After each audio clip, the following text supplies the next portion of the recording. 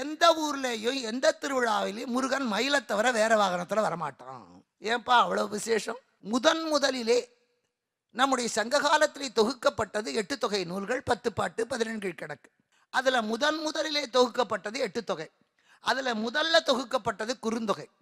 கண்டிப்பா அதெல்லாம் வாங்கி நீங்க படிச்சு பார்க்கணும். ரொம்ப எளிமை. 4 தடவை படி, சின்ன சின்ன பாட்டு தான். அந்த முதலிலே தமிழிலே தொகுக்கப்பட்ட குறுந்தொகையிலே இருக்கின்ற முதல் கடவுள் வாழ்த்து முருகனை பற்றி. இல்ல விநாயகர் தானே வர்றோம், முருகன் தான். தோகை மேல் உலவும் கந்தன் இவர் தொடங்கினார். அவர் சொல்றார், அந்த முருகன் காப்பதினாலே ஏம வைகள் எய்தின்றால் உலகு தாமரை புறையும் காமர் செவடி பவள தன்ன மேனி திகழொளி குன்றி ஏய்க்கு முடுக்கை குன்றி நெஞ்சுபக வெறிந்த அஞ்சுடர் நெடுவேல் சேவலம் கொடியோன் காப்ப ஏம வைகள் எய்தின்றால் உலகு. அந்த சேவர் கொடியையும் கையிலே வேலையும் வைத்திருக்கிறாரே, முருகன் காப்பதினாலே இந்த உலகம் பாதுகாப்பாக இருக்குதான் கடவுள் வாழ்த்து. உடனே இதுக்கு ஒரு விளக்கம் சொல்லுவோம். இது பின்னால எவனாவது பாடி நுழைச்சிருப்பான். ஏன்னா நமக்கு எதுக்குமே அதுக்கு ஒரு விளக்கத்தை ஒத்துக்காம அதுக்கு எதிர்ப்பு சொல்றது தானே வழக்கம். சரி, குறுந்தொகை 400 பாட்டு.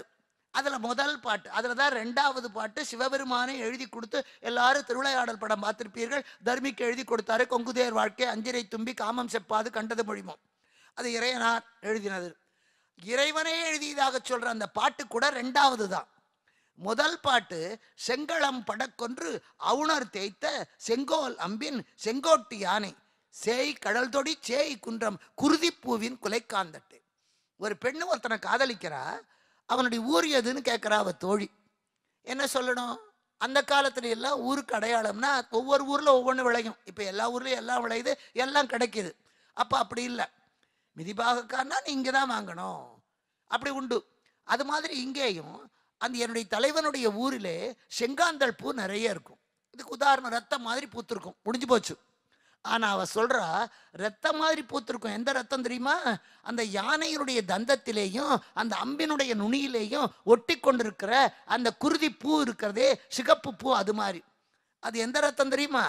சூரபத்மனை சம்ஹாரம் பண்ண முருகன் போன போது அந்த முருகனுடைய யானை சூரனுடைய படைகளை குத்தி கிழித்து அதன் கோட்டிலே இருந்த சிவப்பும் அவன் கையிலே இருந்த அந்த அம்பிலே இருந்த சிவப்பை போல காந்தற்பூ பூக்குவது என்னுடைய தாயகன் ஊர்.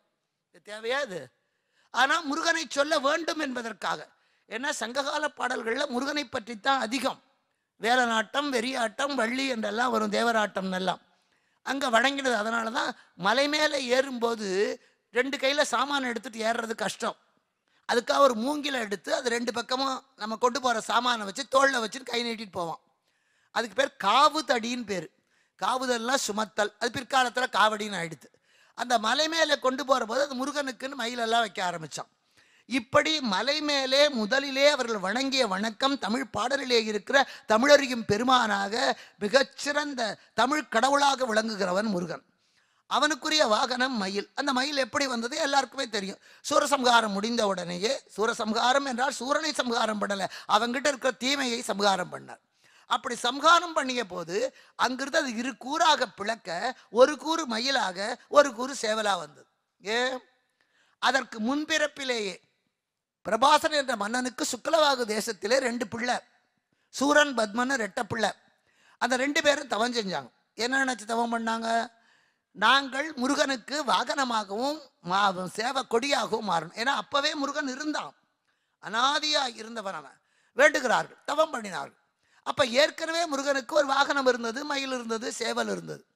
ஒரு நாள் கைலாயத்தில் எல்லா வாகனங்களை நிறுத்திவிட்டு தலைவர்கள் எல்லாம் போய் சிவபெருமானை சந்திக்க போனார். இப்போ நீங்க எல்லாம் உள்ள வந்திருக்கீங்க, உங்க காரெல்லாம் வெளியே இருக்கு. உங்க கார் டிரைவர் எல்லாம் ஒரு மகாநாடு போடுவாங்க. உங்க சம்பளம் எப்படி, எங்க சம்பளம் எப்படி, நீ எத்தனை வருஷமா இருக்கே, போறியா, இருக்க போறியா, இத்தனையும் நடக்கும் அங்க. அப்போ கருடன் சொல்லிட்டு, என் மயில ரொம்ப ஆடாத, உன்னுடைய வேலைக்கு ஆபத்து வரப்போகுது. எப்படி? உன்னுடைய வேலைக்கு வேற ஒருத்தன் அப்ளிகேஷன் போட்டுட்டான், அவன் தவம் பண்றான், அதனால அவனுக்கு தான் கிடைக்கும், சேவலே உனக்கு அதே தான். இப்போ என்ன பண்ணணும்? நேரம் முருகன் கிட்ட போய் சொல்லியிருக்கணும், ஐயா என்னை வேலையை விட்டு நீக்க போறீங்களா, வேற யாரோ ஒருத்தன் அப்ளிகேஷன் போட்டிருக்காமான்னு கேட்கணும். அதை விட்டுட்டு நேர போய் அந்த சூரபத்மனுடைய சூரனுக்கும் பத்மன் கிட்ட போய் சண்டைக்கு போச்சு இந்த சேவலும் மயிலும். அவனும் பாதியில தவத்தை நிறுத்தி யுத்தம் பண்ணினான். 2 பேரும் அடிபட்டு பாதியோட போயாச்சு. அப்போ முருகன் சொன்னான், ஏ சேவலே மயிலே, எனக்கு வாகனமும் கொடியா இருந்தும் கூட உங்க சின்ன புத்தி போகலையே, என்னை முருகன் காப்பாற்றுவான்னு நம்பிக்கை இல்லை, அதனால உங்களுக்கு இனிமே இந்த போஸ்ட் கிடையாது, போங்க.